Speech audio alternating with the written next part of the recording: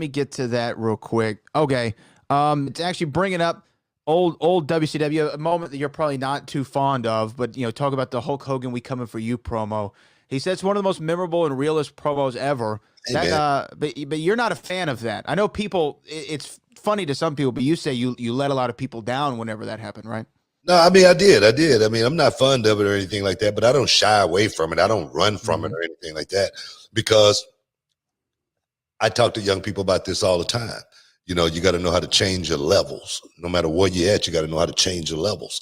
You know, just say for instance, you're at a cocktail dinner, with some important people. You can't roll in there with your pants sagging or anything like that. You got to know how to play the part. You got to know how to become the part. And for the longest in professional wrestling, guy told me a long time ago, you got to be a champion in the ring as well as out of the ring, all the time.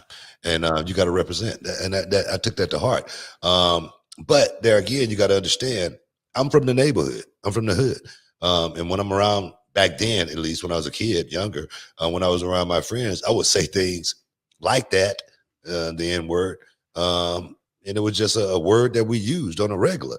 As I got older and I started realizing what I was doing as far as being responsible for young people that look up to me, when it's flipped out on television, I was getting hot. You could tell I was like a Baptist preacher. You know what I mean?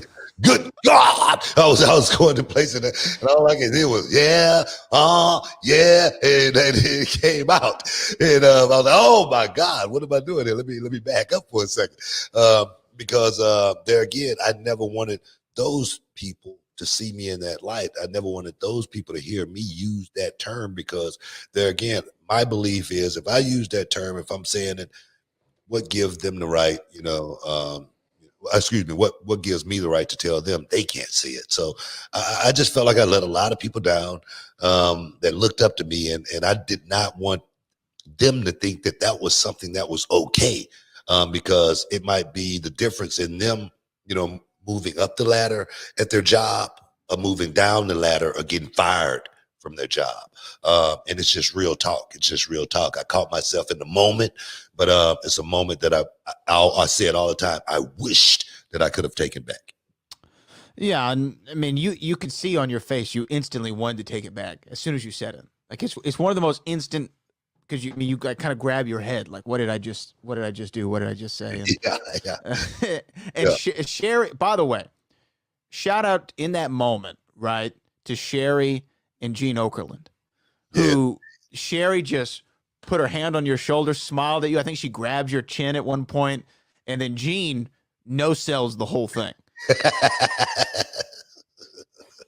It was a moment, man. It's crazy. I've been part of so many moments, and there again, thank God we wasn't in the era of social media. Um, Canceled. You would have been canceled. yeah, exactly. People would have looked at me and say, "No, we got to get rid of him for saying that word on TV."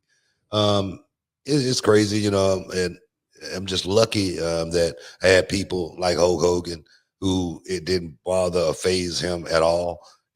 Macho Man Savage made a joke about it at catering the next day. Everybody was ha ha. And the thing is, we never said anything else about that for 30 years, Yeah. which is crazy almost anyway. And it's nuts. That's just part of the game, man. It's just part of the game. And still here working it out.